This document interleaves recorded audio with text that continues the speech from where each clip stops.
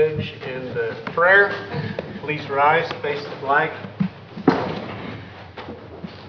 I pledge allegiance to the flag of the United States of America and to the republic for which it stands, one nation, under God, indivisible, with liberty and justice for all. Let's pray. Thank you, gracious Father, for this day. Father, another opportunity we have, another opportunity to have breath. We thank you. This evening, go with us as we have this meeting to work on the betterment of our community and help us to be wise in our words and our actions and all that we say and do tonight and the days forward. Bless this evening, I pray, in Jesus' name. Amen. Amen. Thank you.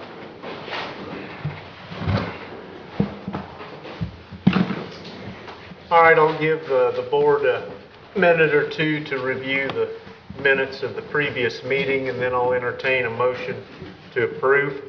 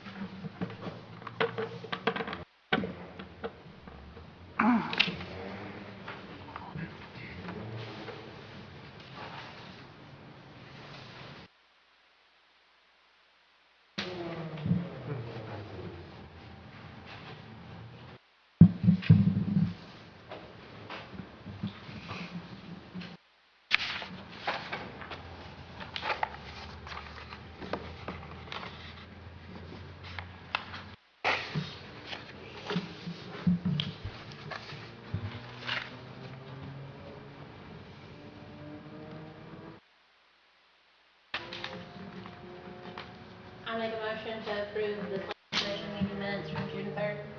All right, have a motion by Emily. Is there a second? Second. Second by Andrew and Kevin. Right at the same time. All those in favor, raise your right hand. Thank you. All right, Mr. DeFore, would you come forward? You're first on the agenda.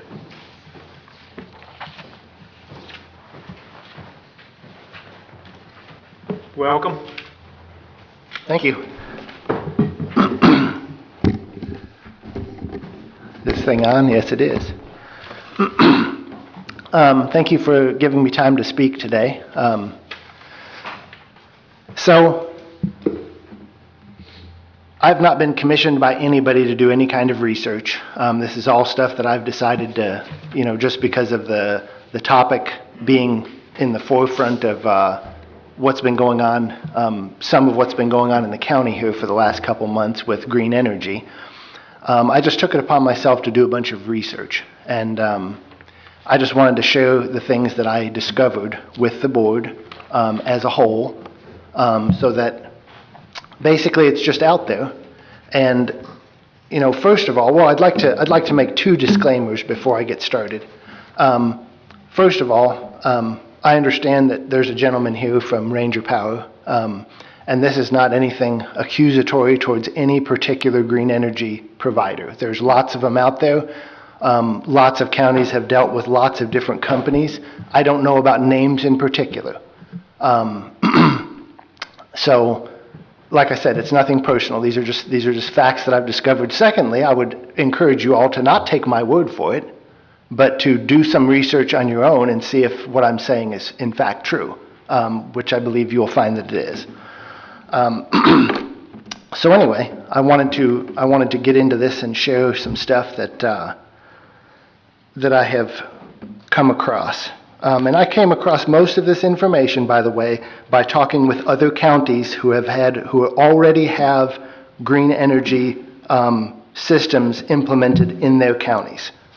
Talking to county officials, talking to county attorneys, talking to county plan commissions, and talking to some individuals right here in Indiana. That's where I got all this information from. So on the issue of tax abatements, which commercial green energy companies, it's something that they ask for is tax abatements to keep from paying property tax on the systems.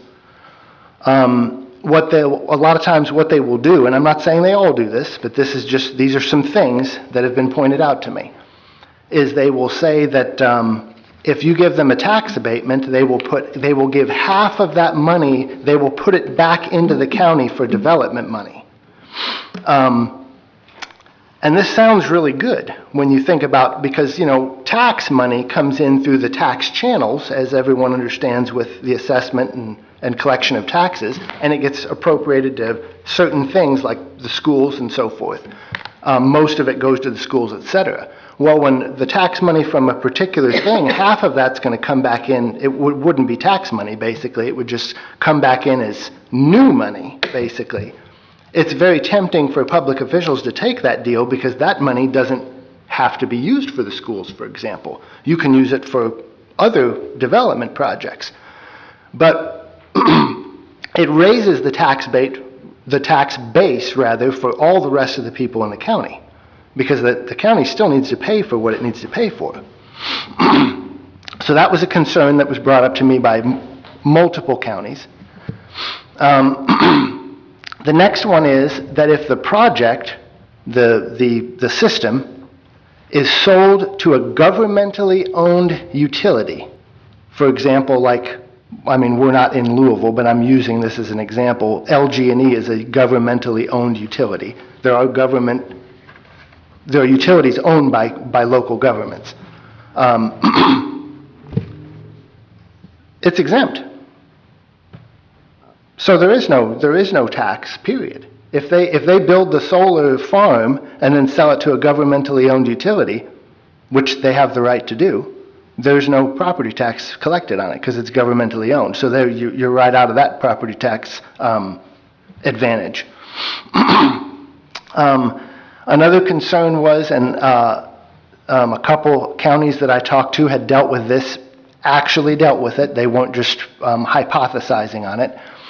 They said there are transactions which can act to reduce the assessed value and thus the tax receipts, including but not limited to the sale, lease-back transactions, multiple sales, et cetera, where basically the green energy company can build the system, own it for a year or however long, sell it to another shell company of some kind for a greatly reduced price, therefore reducing the assessed value of the structure.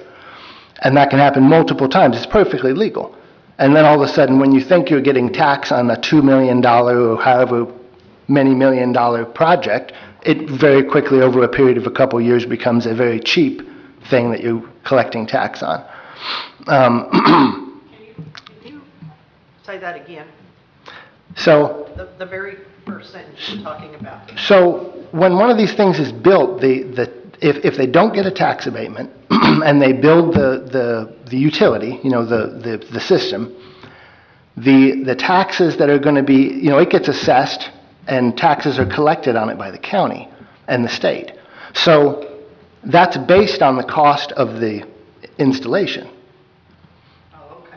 Just like it is with a new house. Just like when you buy it, when people sell property, it kind of sets the bar for what property is being assessed at. That's why all of our property taxes went up this last year, is because property has gone up in value. But they can reduce that by selling it at a very reduced rate to other companies that they're somehow associated with or maybe not associated with, I don't know. But it's been an issue that other counties have had to deal with where they thought that there was going to be a huge property tax benefit from putting in the system, and then in a few years, by selling it back and forth, they reduced the value of it so incredibly that there was hardly any property tax collected on it.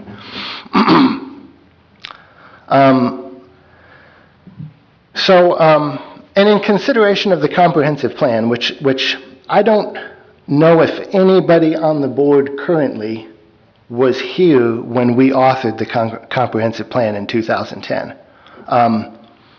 So we had a consultant write the first draft of the thing, and then the Plan Commission, we spent probably, I don't know, 4 or 5 months writing amendments and drafts, and finally got something that everybody was happy with. But the main concern, I mean, I can tell you from memory, because I was there, the main concern of everybody, the county, the Plan Commission at the time, the county officials, everybody, was that we maintain that this county's farm or agricultural land would be protected by this plan. That was the main objective with the comprehensive plan. Now, I understand the comprehensive plan is not legislation. It's a guide. It's a model. So if you go to the comprehensive plan on page 14, it says agricultural protection. It says, because we value the county's prime agricultural land, we believe that most residential and commercial growth should be steered only to where there is the existing infrastructure to support it. And then on page 15, under goals, it says, it's got, did I turn that off? Okay. It has multiple goals listed there. And on page 15, goal 2, it says maintain the county's rural way of life. Goal 5 says prevent private development practices that result in net costs to county taxpayers, which is why I brought up the tax thing earlier. Goal 5, no, that was goal 5. And then on page 84 of the comprehensive plan, inventory and assessment, agricultural/farmland. It says farmland, shown in map 9.5, which is on page 96, is classified by the National Resources Conservation Service, NRCS. This map identifies prime farmland, farmland of statewide importance, farmland of local importance, and unique farmland. The prime farmland map depicts farmland as green. These are concentrated in the west central part of the county, as well as just northeast of Salem. Prime farmlands are of primary importance, but all farmland has been deemed important by Washington County. Care should be taken in development to prevent the breakup of large farm tracts. And then on page 103, under utilities, the comprehensive plan says, number 1, extensions of utilities infrastructure should be targeted towards areas slated for economic development. That's not farms. Number 2, it says extensions should be contiguous, avoiding the inefficiency of leapfrogging over undeveloped areas. So that's in regards to the comprehensive plan. And this last part, and I know there's probably not a lot of landowners in here, but these are concerns that were addressed, that were brought up by landowners that I spoke to, as well as county officials that were having to deal with landowners. And, you know, like I said, I don't know about the particular power company that has approached Washington County. I have not seen anything of theirs. But what I have seen, and I have been given access to one of the contracts from one of these green energy companies. And the contract contains a non-disclosure clause, basically saying that if the landowner signs this contract, they're never allowed to discuss what's in it with anyone. Now, obviously, someone broke that confidence by showing me the contract. I'm not, they did it in confidence. I'm not going to say who it was. The person trusted me. If all these companies don't have that in their contract, they can bring a contract in here and let you guys look at it for 60 days, let your legal counsel look at it for a couple months and go over it and prove me wrong here. I'm happily, conceding if I'm wrong. The one I saw had a non-disclosure clause in it. And you would think that if this was such a wonderful deal for everyone, why they would want to keep it secret. But, it's just questions you have to ask yourself. If the company abandons the equipment, the landowner is liable for the cleanup. That was in the contract. I know none of you are landowners that are considering this, but this is important for our landowners in Washington County. In the contract, it allowed for unilateral extension by the company. Unilateral means one. That means that if I sign a contract for so many years with a green energy company, with the particular one that wrote the contract that I saw, that they can extend it without me agreeing to it. That's what unilateral means. So you think you're signing it for 10 years. I'm 50 years old. They can extend it another 10 years without even my permission. You're 70 years old. They can do it twice in the contract that I saw. They can extend it unilaterally twice. You just gave your farm away. You just lost your farm. How many of us are going to live past 80? Seriously. Unilateral. Absolutely no consent from the landowner whatsoever. In the contract that I saw, it was unilateral extension by the company of 10-year periods.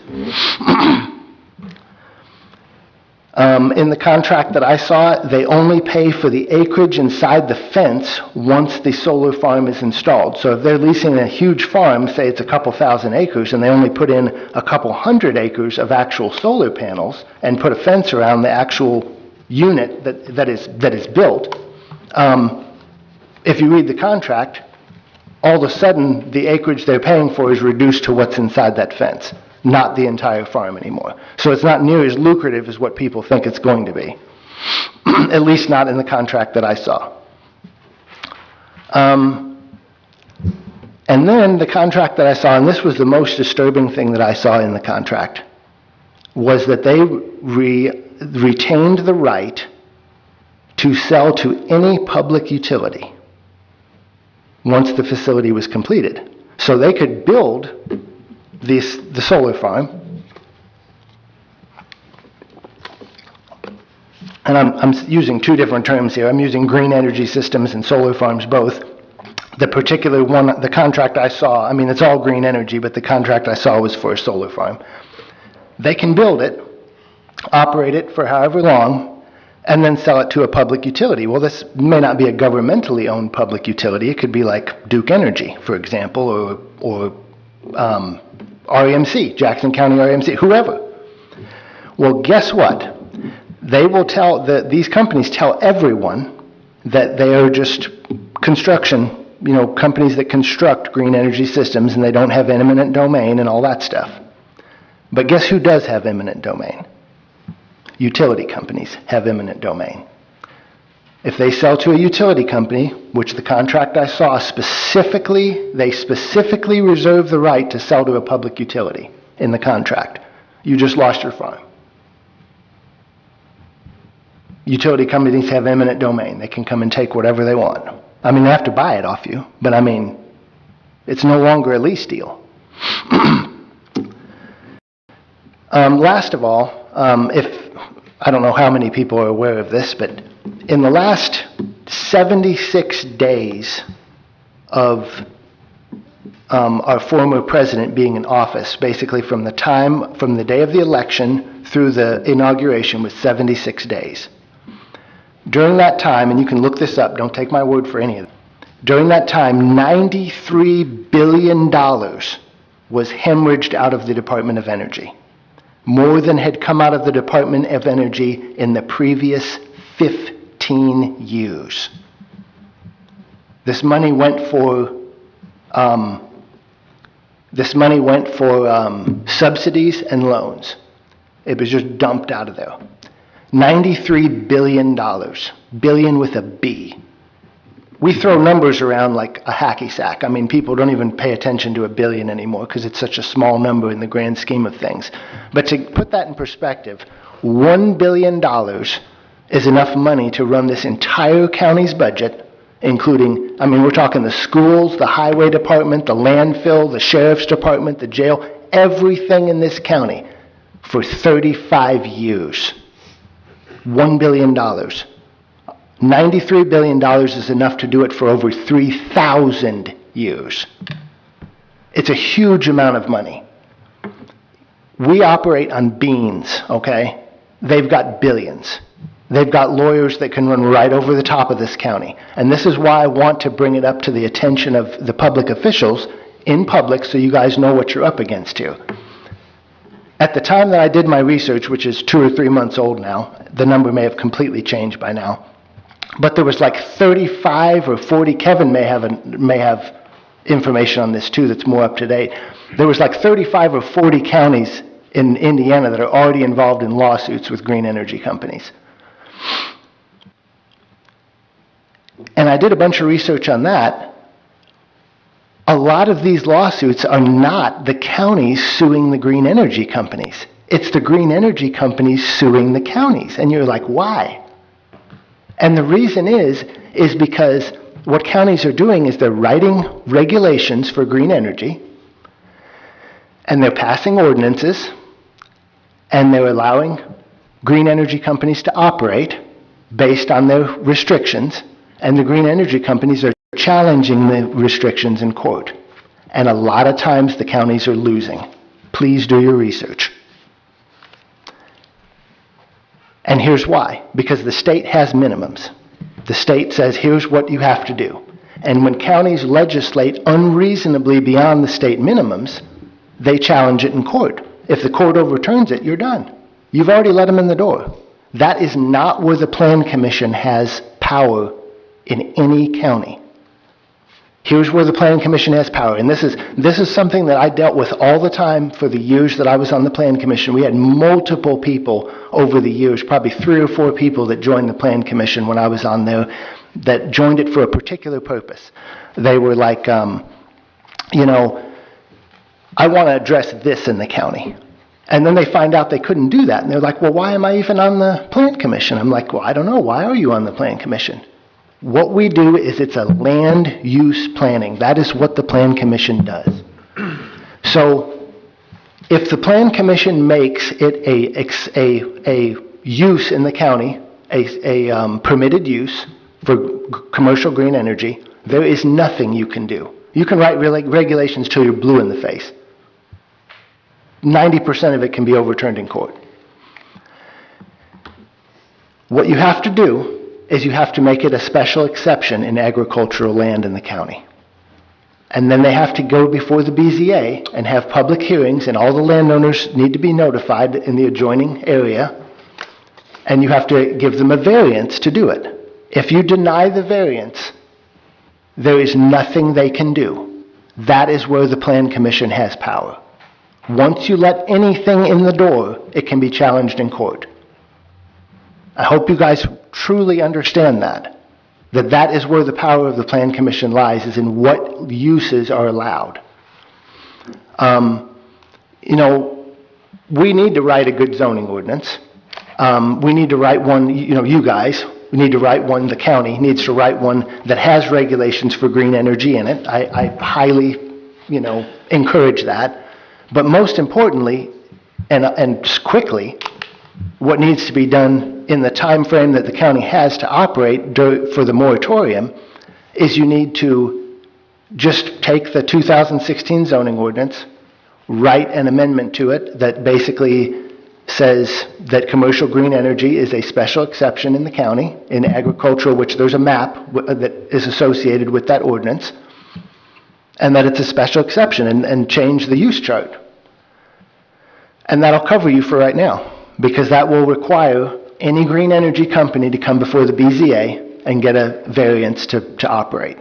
And that is where you guys actually have authority. That's where you actually have legislative power to be able to say, okay, yes, we're going to let you do it, or no, we're not going to let you do it. And if you let them, like I said, regardless of what regulations you write, when you let them in the door, they can just about do whatever they want from what the other counties are telling me.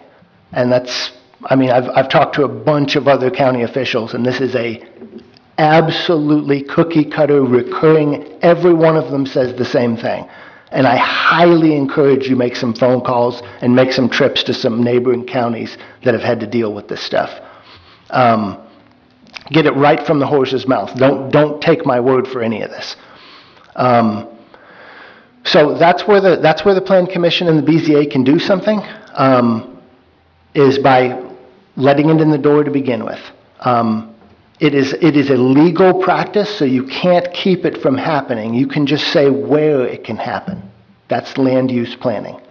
And if you say, hey, our farmland is precious and we don't want solar fields in our farmlands, then you make it a special exception there and they have to go before the BZA. Problem solved. Anyway, thank you very much for your time, and Thank you for your information. no problem. Glad to get it. See y'all later. Thank you. All right, we'll certainly take all this under advisement as we move forward in trying to write up an ordinance specifically for, well, it will encompass green energy, but in our case, main emphasis is going to be on commercial solar farms, and it is something that is a hot topic right now. We'll be discussing that, I think, depending on how we get along with the subdivision control ordinance. Later in the summer, we'll certainly stay on this. And I just want to remind everyone that the property owners who have signed leases, they too have rights. So we will try to come up with something that is fair and make sure we don't. Obviously, lawsuits is something that, as commissioners, that we deal with a lot, and nobody likes lawsuits, but we certainly don't want to get into a nasty lawsuit that could literally bankrupt the county, but we have to be fair and balanced when it comes to writing up our new ordinance for green energy. So thank you again, Adam. I guess he's gone. Okay. All right. We'll move right along. Connor, do you want to come forward, or you can stay where you're at? Doesn't matter. I can come up real quick. Okay. You just put it in the hot seat. Yeah.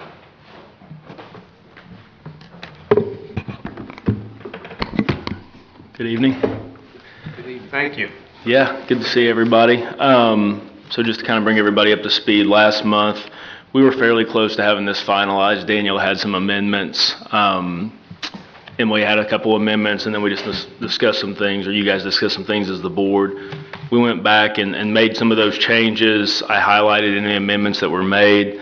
Everyone on the board should have received a copy of that, and I feel like at this time, unless the board has anything else they'd like to discuss, we're probably good to move to public hearing. But again, that's your guys' prerogative. If you have anything at all that you have questions on or want to discuss before we do so, I'd be more than happy to do that. I have a couple very minor questions. Yes, sir. Clarifications more than anything. On the first page, down on number 2, general provisions, D, we kind of touched on this several times, but I kind of wanted a clarification. No parcel shall contain more than one residential structure, and I don't think it's not going to be a big problem, but there are going to be people who, and I'm going to use the elderly as an example because I'm fast approaching that. So I'm there. and I'm making lots of assumptions here, so I'm trying to find what would be a good example. A person has, they have a home, doesn't matter how old it is, doesn't matter how new it is, and then one of their parents, up in the years, decide they want to build a legal structure, very small. I'm talking, definitely something like less than 1,000 square feet. How would this one provision? I know it's a touchy subject, but and trying to be fair and making sure that one, it's safe, and sharing septic systems, things like that. Could you just touch on that a little bit? I think ideally this would be addressed in a zoning ordinance, because then you could vary from the zoning ordinance to the Board of Zoning Appeals, like Adam was speaking of, and that variance would be approved or denied on a case-by-case basis. If you guys are looking at making amendments to that zoning ordinance, I think an amendment to the zoning ordinance to include this and then provisions along the lines of either a hardship or that variance process would make a whole lot more sense than having this in the subdivision control ordinance. Yeah. This was somewhat forced because the zoning ordinance got scrapped. So we put it under the general provisions of the subdivision control. I think it would make a lot more sense to strike D altogether, make that amendment to your zoning ordinance, and then you can vary from anything in a zoning ordinance. And with you guys already having a zoning ordinance in place, I would just amend that and then allow that variance process through the BZA. I think that would be more appropriate than having it in the subdivision control. I think most people would agree with D, no parcel shall contain more than one residential structure. But we all know that there will be exceptions, and this is why we have a BZA. 100%. So I'm not saying strike it. I'm just saying that I just have a feeling someday it'll come up, and when that time comes, then they'll just need to get a variance. Because like you say, hardship, and every situation's different. It depends on the lot size. If it's a 5-acre lot, if it's one parcel, 5 acres, it's not going to matter. But just had that quick question. Then let's see. Along that line, before you move on to your next question, Todd, I had a gentleman just this past week. He said that he was in a process. He had an elderly parent his dad's really in bad shape, and he's wanting to have a structure close to his, but yet far enough. He's kind of on his own. Medical people are coming in and that type of stuff, and he said, "Don't forget that. Don't forget this in this and all that's going on." So whether it's I'd like to see it in writing. Yeah, I'm in agreement with Todd on no more than one residential, but where we need to get it in writing somewhere so that when they say, well, you need to go to BZA. And that's what I told the guy. I said, more than likely you're going to have to go to BZA and ask for a hardship case and go that way. But so whatever we do, and Danielle's not here, we need to be sure that that's down somewhere. I really think I would strike it from this and then make an amendment to the zoning ordinance. I mean, that's a simple amendment, and you guys can do that at your next meeting. You don't have to go back and reinvent the wheel to just add that amendment. But the Board of Zoning Appeals does not have any jurisdiction over the subdivision control ordinance. This is a plan commission document. Okay, but this here would stay the way it is written. It would just be in another document. We need to take another step and amend the zoning ordinance. I don't think it was ever a law or a rule or anything, but it used to be in cases like this that the commissioners would step in and give them a written exemption basically to the rules because of the hardship, the emergency or whatever.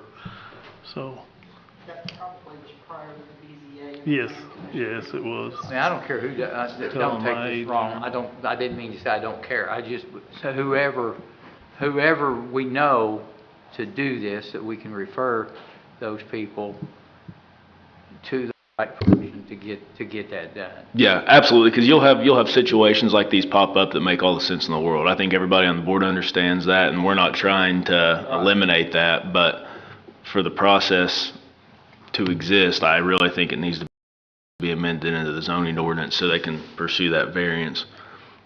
And I had a question about the single structure. Does that include a duplex, which is, allowed to be built on any site anyway, so? Yeah, it would be a principal structure. Okay. Mm-hmm.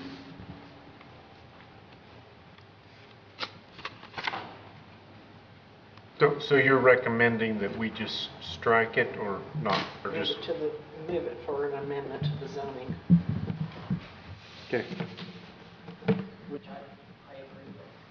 Because there's too many exceptions that, Yeah, I mean, we could put a limit on it and say it has, it can't happen under so much acreage or something like that, but that's just opening another can of worms to me. It'd be easier to move it into a zoning ordinance, and then each situation could be handled on its merits, basically.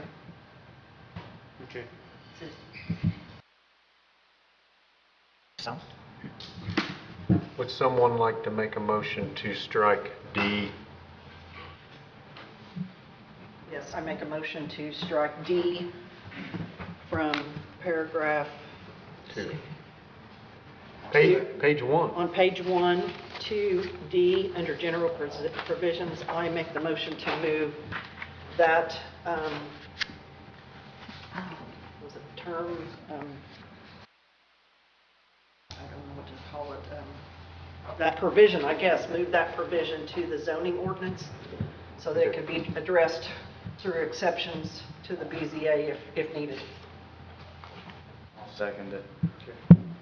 All those in favor, say aye. Raise your right hand. Thank you.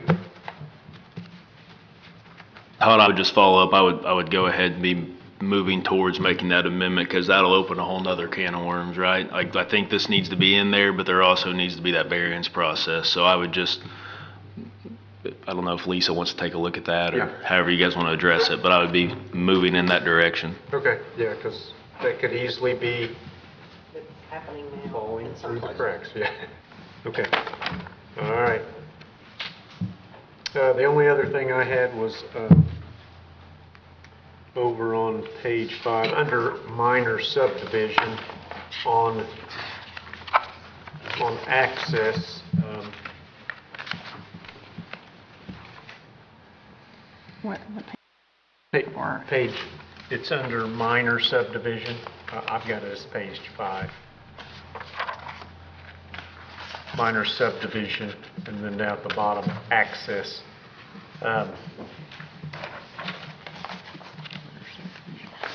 Hard to find it without pagination. There it is. Okay, Okay, thank you. so all proposed parcels on A shall have adequate ingress and egress without the construction of new streets or extension of existing roads. I understand why that's in there, but if that is not the case, where existing roads are required in a minor subdivision, would it automatically then become a major subdivision? Yes, sir. Anytime there's an extension of utilities, Okay, that becomes a major subdivision and requires approval from this board okay, and the commissioners, because that's when the commissioners will have to bond that or accept a financial guarantee on that road, and then you guys will have to approve the roads and put them on your inventory. okay. That answers that. That's all I have.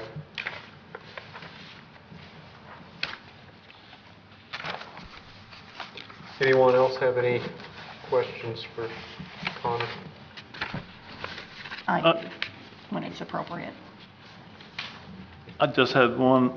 We're still going to have to give out septic permits based on minimum lot sizes. That's a state law. But before it gets to confusion where, you know, you got to have an acre minimum, how do we address that so people don't misunderstand that they can get a septic permit on a minimum size lot, but you still can't get a building permit until you get until you got a 1 acre piece of property?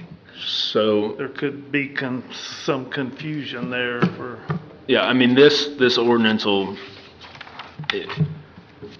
anything prior to it being adopted will be grandfathered in or legal non-conforming. So if you have a half-acre lot right now and you can get a permit to install a septic system on it, the health department can do that. This has nothing to do with that. This only pertains to tracts that are subdivided from the date of adoption forward.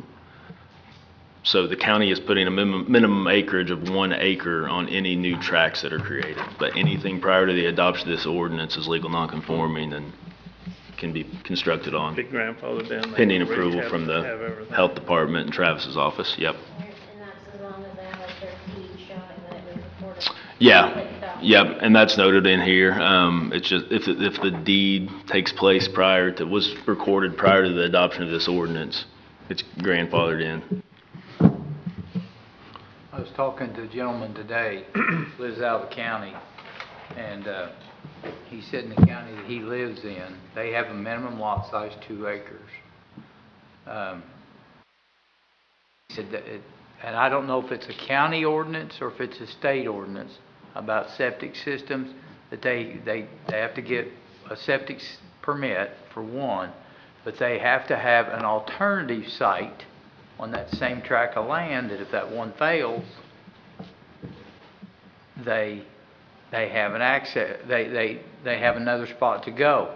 Now, he said, but that alternative site, the second site, he said, you cannot do nothing on it. No buildings, nothing. Mow the grass, I guess.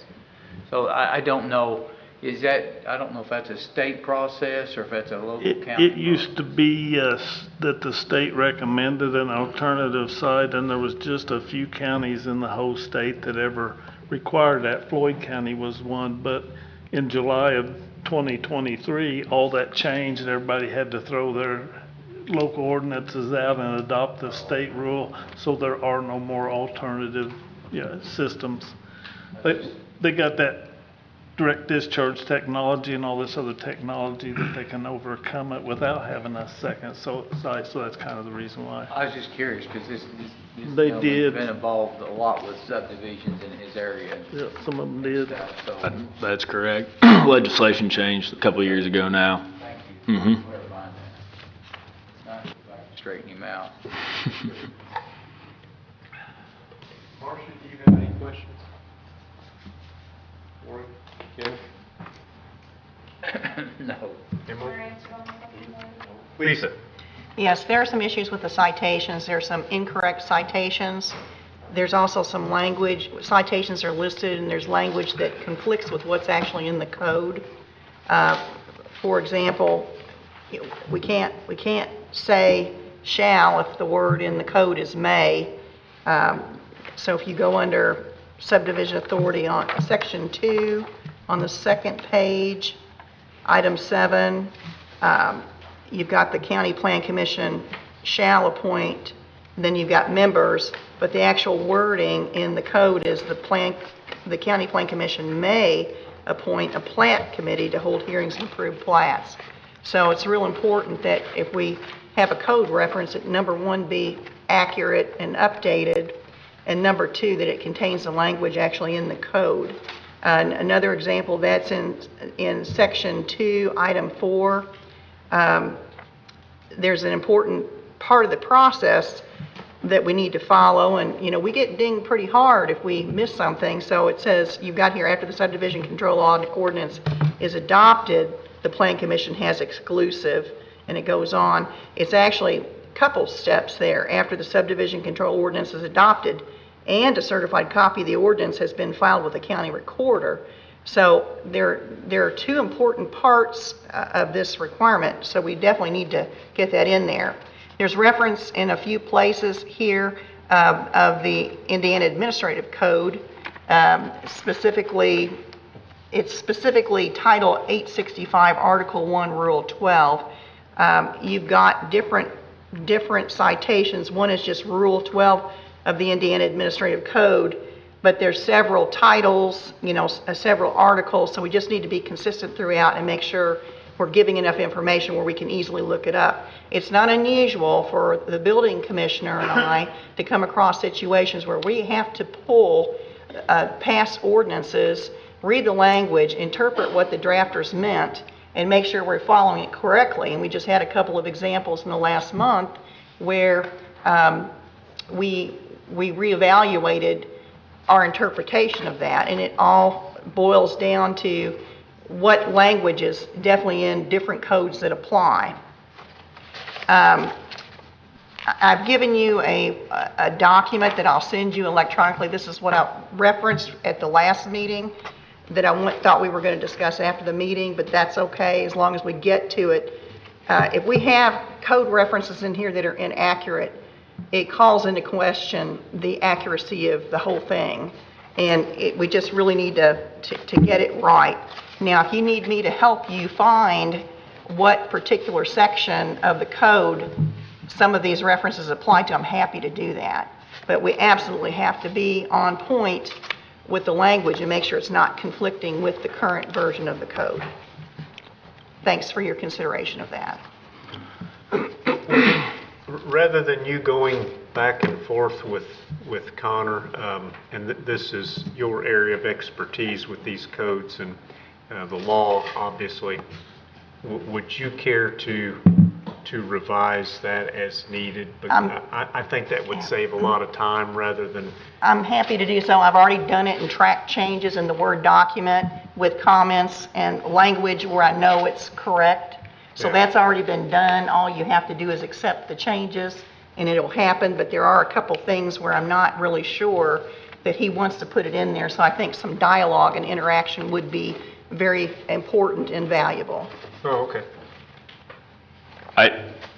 So she's your guys' legal counsel, and I'll put anything in here you'd like. I mean, that's why she reviews the document. I received this 10 minutes before the meeting, and we've had it for 6 months, but definitely 30 days to make amendments. So if you can just tell me exactly how you want that written. It's right in what I just gave you, and I'll send it to you electronically.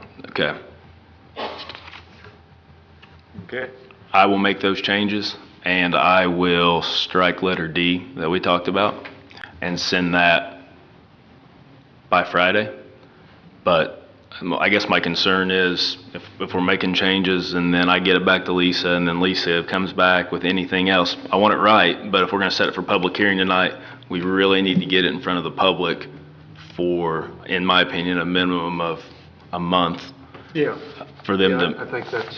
ask questions of the office. So more than happy to come back next month. We want to set it for public hearing then. I just do not want to go back and forth, cut this down to 2 weeks, post it on the website, not give people time to review it and have a public hearing. Yeah, I think we've all agreed that we need to give the public 30 days to look it over.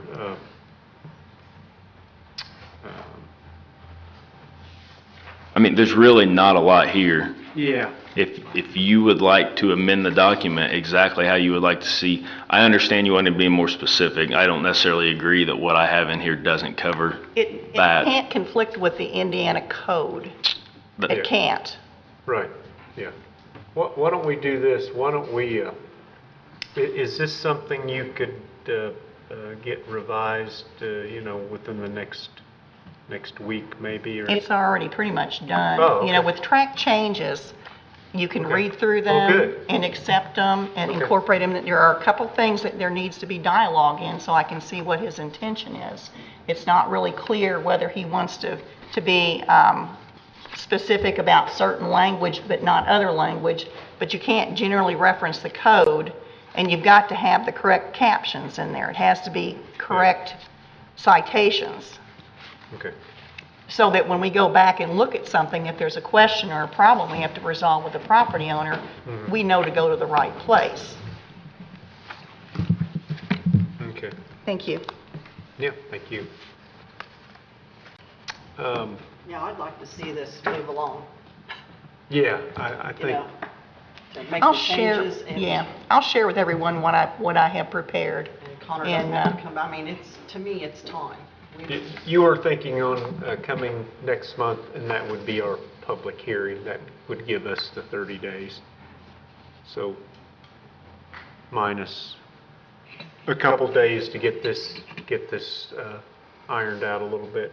Is that okay, Lisa? Is that something we could? Sure, I just want to see Yeah. the modified document to ensure that the code is proper and complete. Yeah. But if we're gonna have, is it required that we give 30 days?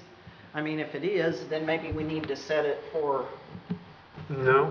the 1st of It's not September. required. But not have him here next month. I mean, if it's required, that's why I didn't know if it was required or, No, it's not required. It's just kind of that was I believe, courtesy and a comfortable time zone given on what's gone on in the past with all the melee and everything. Can we not, instead of having a meeting the 1st of August, first Monday, Certainly can, can we do that? if everybody's in a, And then yeah. that gives time, Okay. it gives a few more days to get find all that this, done. all this, and then And it, then keeps us moving. Yeah. yeah. You know, if we just say whatever day the second Monday of August is, I don't know what day that is. Well, let's just look. I could look on my calendar, but I'm not gonna get my phone out. August the 8th. Oh, The 8th, No, wait a minute, August the, right here it is, August the 11th. the regular meeting was supposed to be the 5th, and we could bump it to the 12th. 12th. Is that agreeable to everyone? can we do that legally? I know there's already stuff going on for the extension August, or the extension office on August. Okay. Todd, if you want to bump it to September, I don't foresee that being an issue. Just your regular scheduled meeting in On September. like a Wednesday. There's nothing. Okay. I think that would make a lot of sense just to keep your meeting schedule consistent. You want to do that then, Mhm. September? hmm It'll be here before you know it. Yeah, and I still think we make it a point that knock these changes out in the next week, and then you guys can go ahead and post it, but not set the public hearing, or you can set the public hearing tonight for September, if it's just these few changes that need made.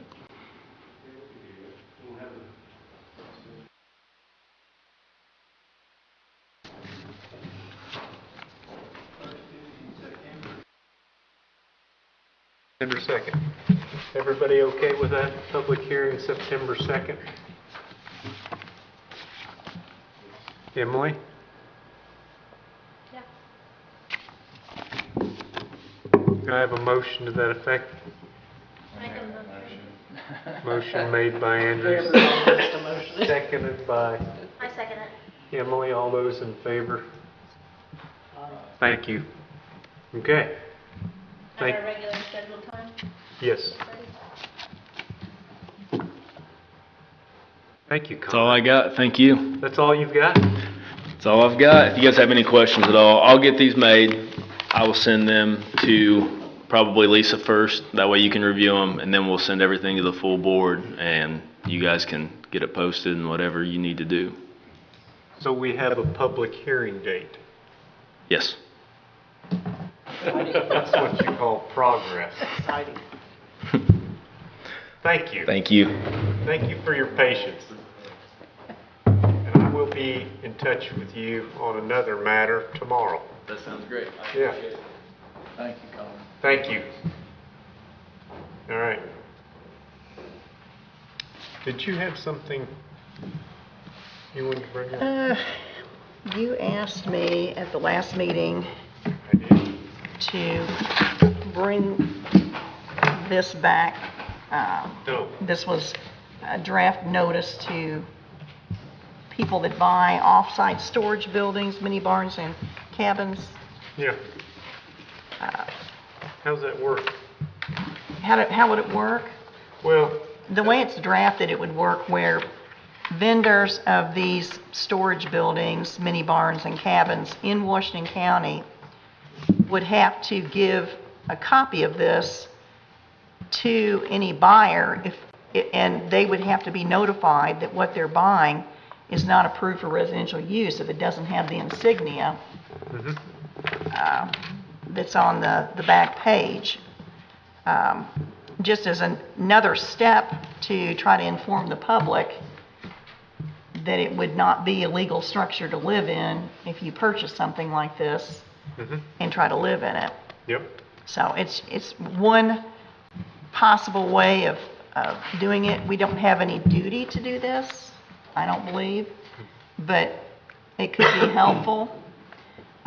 You know, we did just learn in the last 60 days that there are some little cabins that are approved and have the insignia. We've talked to the fire inspector at the state level, and I provided that information to a couple of people in letters that we've had some issues with, so that's another way of helping them understand what their options are.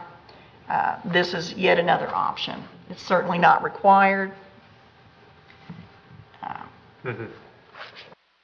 But it is becoming a big problem. And I think Travis weighed in on that at the last meeting about how many we're seeing. It's becoming, it has been a big problem. Yeah, it has For a been, lot of yeah. years. Yeah, this obviously would not solve the situation entirely, but it would be one aspect of maybe slowing it down.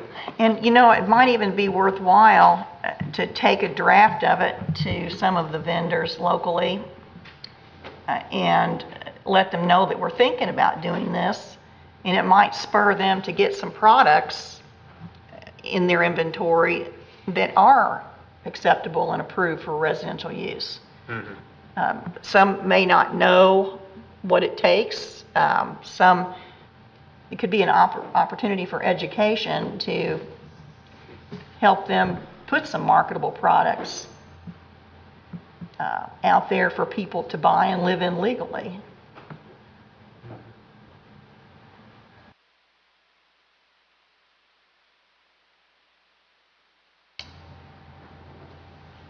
In the real world, when you present this to one of these small businesses that build these, do you know what they're going to say? Well, I don't know, but it's interesting. There is a new structure on 135 between Brown Road and Palmyra. It's on the left. It's where the very nice log cabin is. Yeah. It looks to me like they have put that out there close to the road as a marketing tool. I don't know if it is approved or if it would be eligible for the insignia, but it looks really very similar to the ones that I've seen pictures of that are produced up north. It's huge. It's huge. I mean, it's big. Yeah. Did they get a permit for that, or stuck it there, didn't they? It's just a Model? Sales model. A sales model. We're assuming it is, right? No, it is. It is. Okay. They're selling them. I haven't seen any signs out, so I haven't stopped because it doesn't look like there's quite yet an invitation for people to stop by and go through it or look at it. But if they put it out there, I'll stop and look at it. The three manufacturers' insignia, are those from the manufactured home industry, or are they from some office in the state, or who actually issues those? They are from the state, and I'll ask Travis to speak to that if you don't mind. He's better versed on it than I am.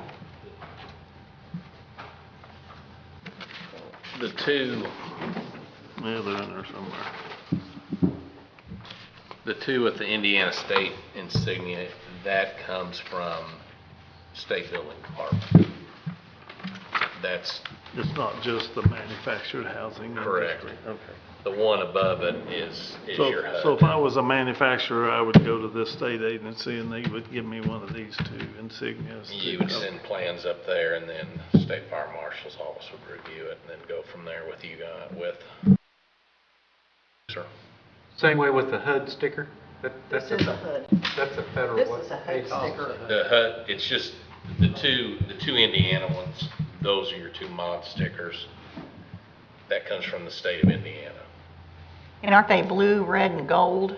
They're different colors, I know. One on the left is gold, the other one's blue. So if I'm building this, some building a structure and I want to have it comply with HUD, where do I go?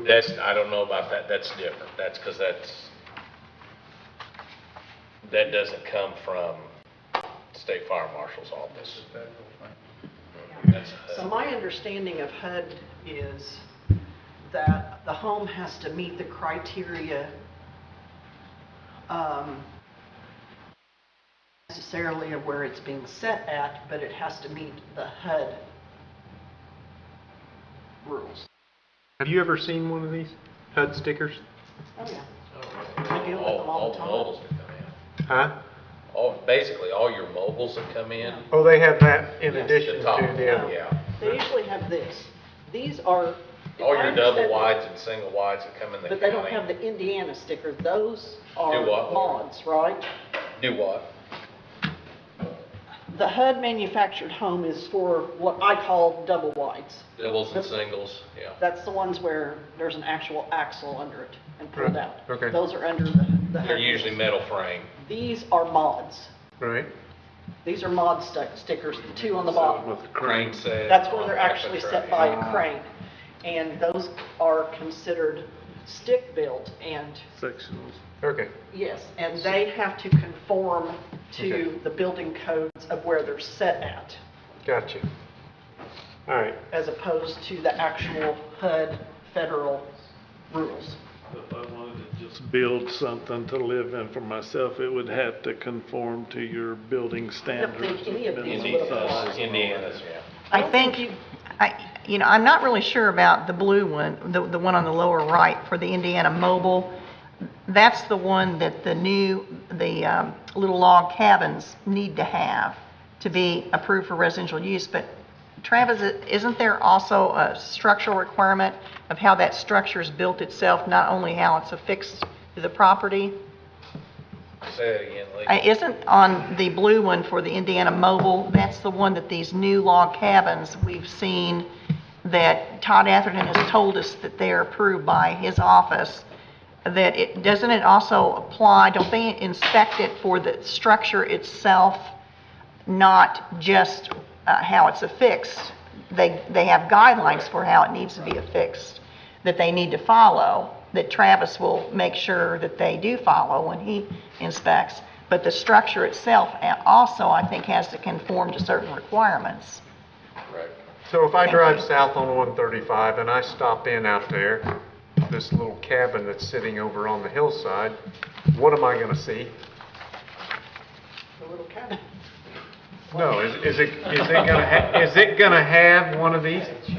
Well, maybe. Well, it's not gonna have this, Well, and it's not gonna no. have this, so if they had, evidently, from what she's saying, if it applied to the state of Indiana for it to fall under the rules for this, To pass as a modular. And I don't know if this one gets affixed to the structure itself or if it comes with paperwork. Okay. I don't know. these are affixed. This is on the outside of a manufactured home. It's actually on both sections. It has to be on the corners of both sections. There's two. That's for wheel. These are usually inside of a closet, on a Cabinet or wall, or something, something like that. And for a display model, they may not have that out there in case somebody would take it too. They might keep it locked up in an office somewhere. So you might not see an approved one with an insignia perhaps. Yeah, I don't know, I didn't know that's what you were saying. I wasn't trying to be a smart aleck. I know. I didn't, I thought he was. I thought it was fun. Well, I thought maybe he was asking, is there Well, like an my- office there or something? I was just saying, no, No, it's just the my cabin point- sitting there. My point is, we have someone marketing a product and we don't, sitting here as a county, we don't even know if it's legal or not. So what we're doing is allowing them to market a product that we don't want placed in our county because this is what we're fighting. If it's not legal. But every It would be mini barn- nice to know if it's legal or not. Yeah, and every one of those mini barn places, to me, people think that those qualify. Yeah. I think they all think that they could qualify, and they don't understand that they don't. And I'm afraid that maybe some salespersons may misrepresent that they are, and maybe the salespersons think it's okay to do it too. Would you like me to contact the person that owns that property? Okay, I'll task And, myself with my doing My that. big thing is, 'Cause I'd like to go through it too. my big thing is tie downs. I mean, Yeah. I think it should be a requirement that they're, So there needs to be some fire retardant. Is there tie downs on mods? There's not tie downs on mods though, are there? It's on manufactured homes that are tie downs. It depends how the home's made. If it is Okay. set, you have these that come in on runners, yeah.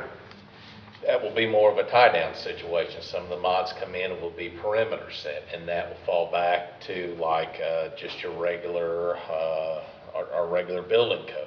Yeah, yeah. It'll So be do a you regular approve- like frame foundation. Do you approve the tie downs too? Even on a manufactured home, you do it? But then they have to have structural engineers do it also. That they send the print, yes. Okay. And then I do the site inspection for foundation, tie downs, securing the structure, yeah. Okay. Good.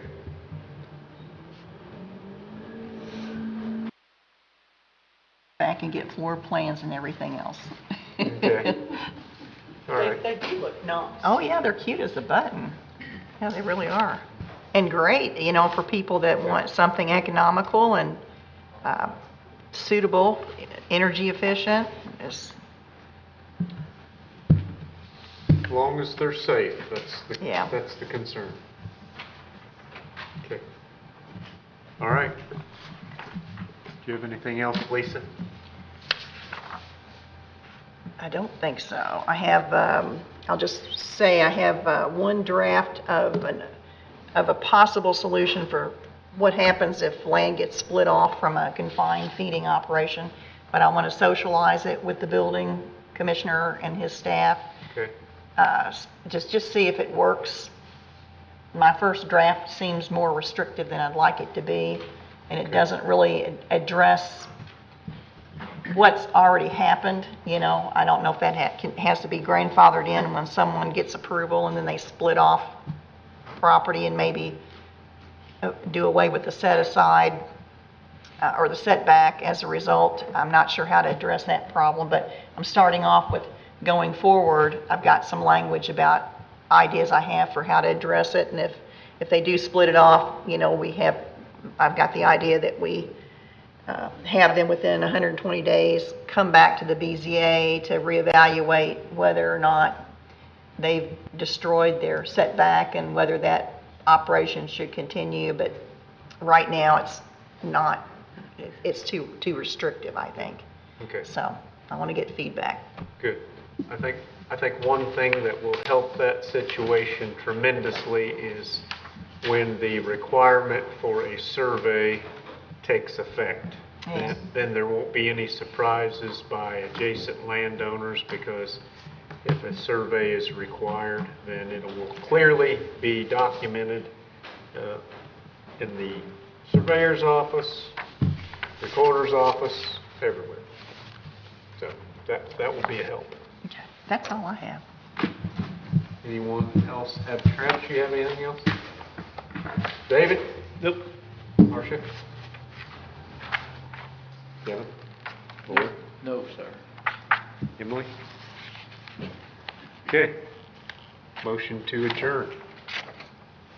I make a motion to adjourn, or are you making the motion?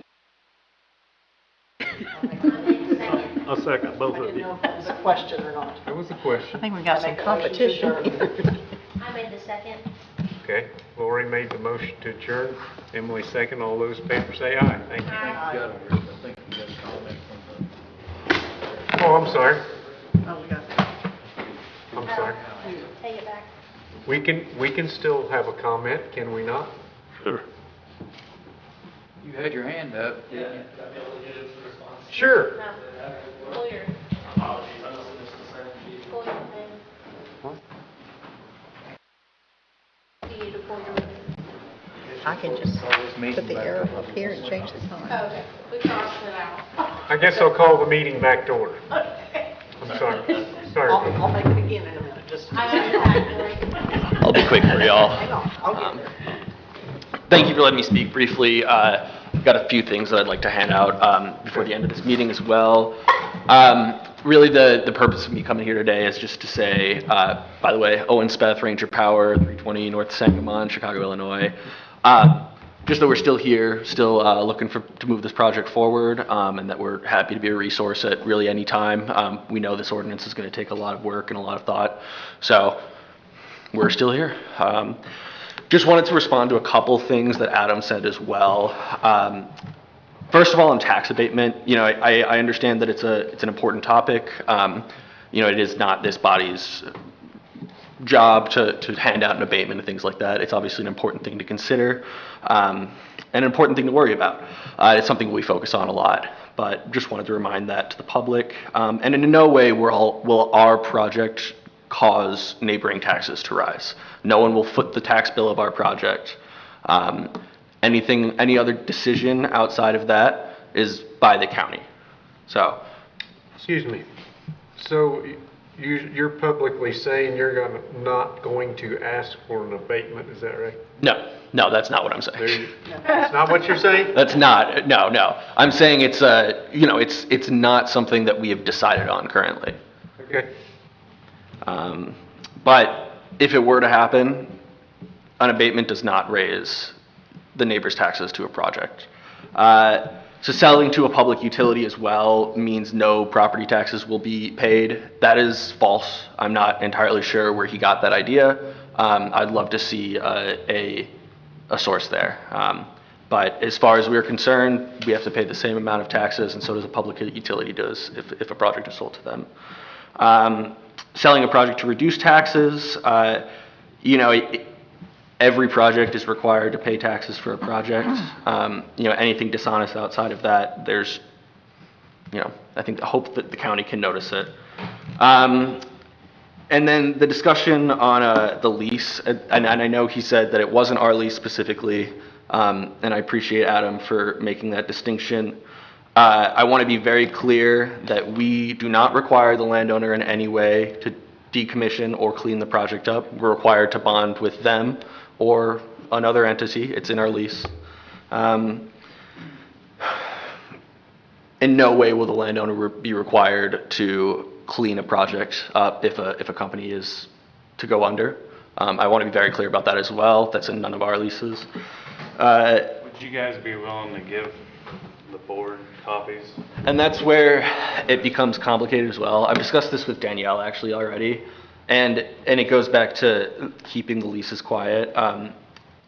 Really, they're proprietary information, and the reason why we're unable to share that is because then language that we see as part of our intellectual property then can become public for other solar companies to use.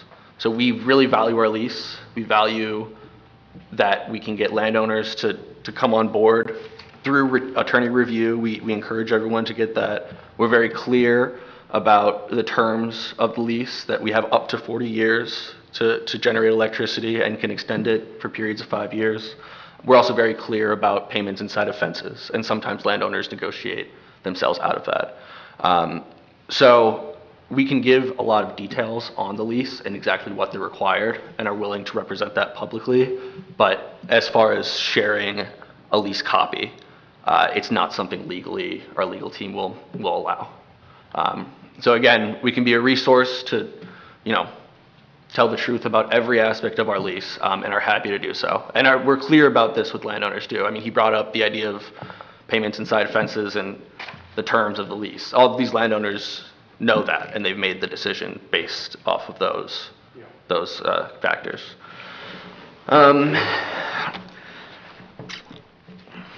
That's about it, as much as I would plan to talk about.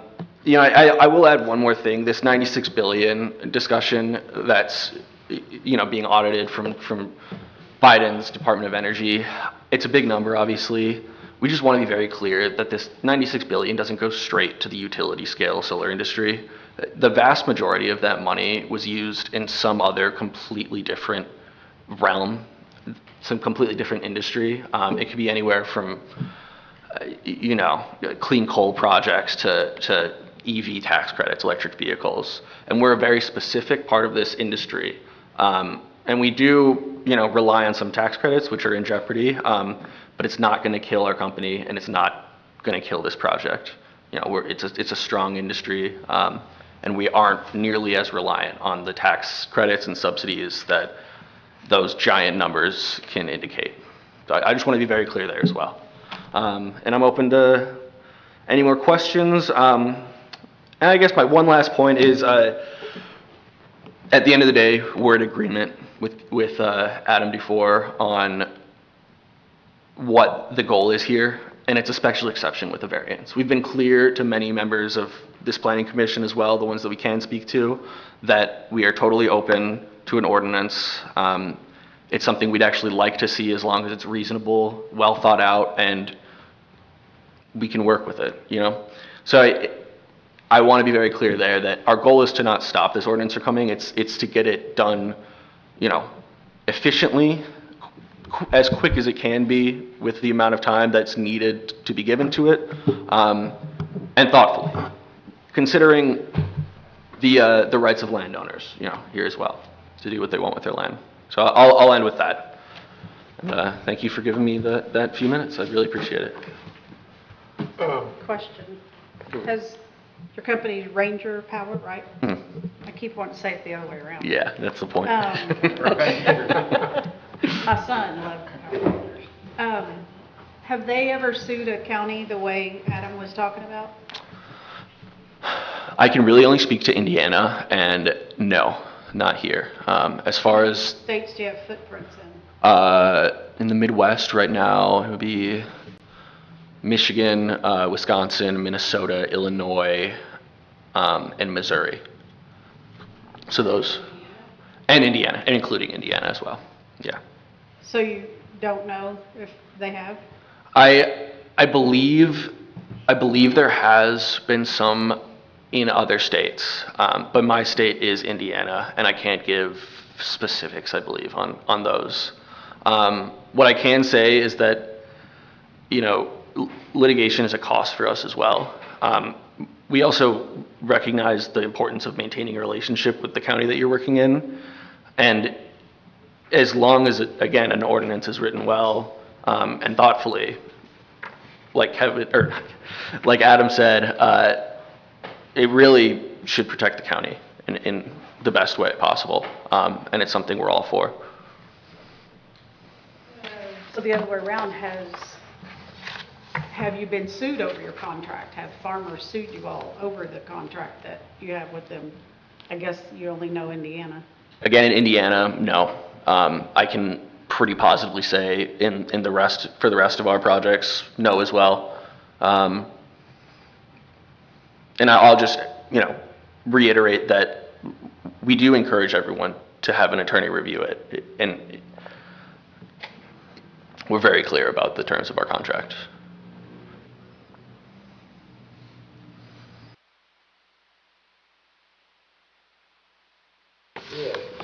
If you put in a solar farm and you went bankrupt,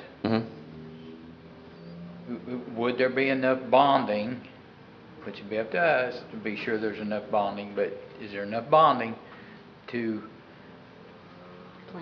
clean up or decommission and get rid of it? And if there's not, who suffers on that? The landowner? Or what? Or who? So,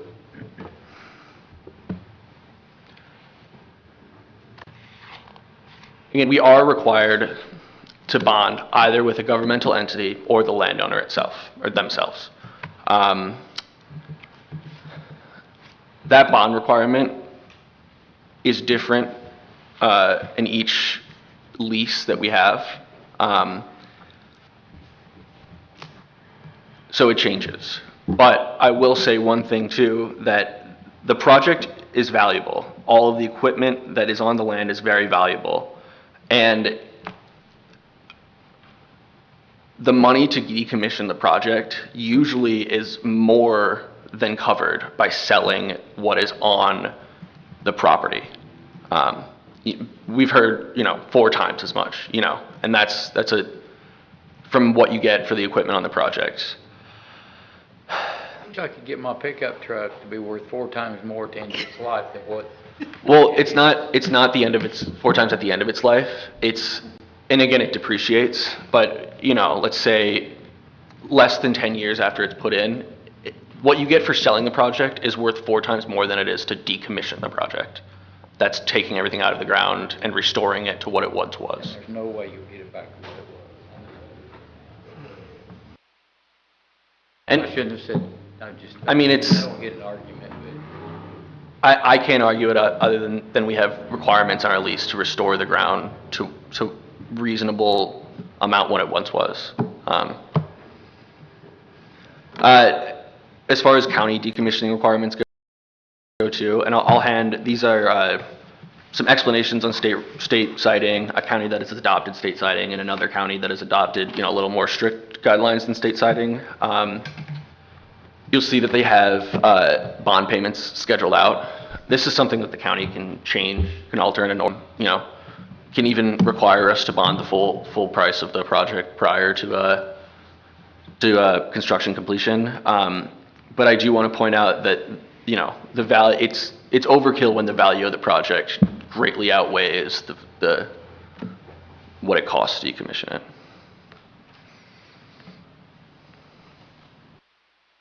And if we want to discuss, the toxicity of things and the ability to, keep the land green. Yeah, and that's the other thing too, is that, again, we know this is a big topic. We know there's some confusing things. There's some conflicting things out there as well. We're more than happy to sit down in a public, private, any type of meeting to again, talk about those specific concerns. And give our side of the story. Not to convince y'all one way or another, just to show you, what the industry, how good companies like us approaches things like that in the industry. Well, I'm sure you'll be back in August, so Yes, sir. we will have a little time, hopefully, to get this going and address this since we're going to have a little bit of a lull waiting for our public hearing for the subdivision control ordinance in September, so this might be a good time to get this rolling along, because we don't want to hold you up, and it needs to be addressed. So Really appreciate that. That's our plan. I think at least that's my thoughts. I think everyone else shares that too. We don't want to put this off. Yeah. And I'm not sure what the okay thing to do here is. Can I hand these out now, or should I wait until Sure, after it's go ahead. adjourned? Okay, cool. Like I said, it's just a county adopting the state ordinance zoning. That's kind of tough to read through, so I also printed out a Purdue article that explains each of the points in state citing. And then Miami County up north also has a decent ordinance as well. Like I said, it's a little more stringent. Good things to read. And go ahead. Let me see if you got everything. I'll give you another one. Can I renew my motion now? Adjourn. There you go. Thank you. Me and you are not on the same wavelength tonight. I'm messing with you. I need Yeah. a second. Yes. All those in favor say aye. Thank you. Aye. Owen, Thank you. thank you.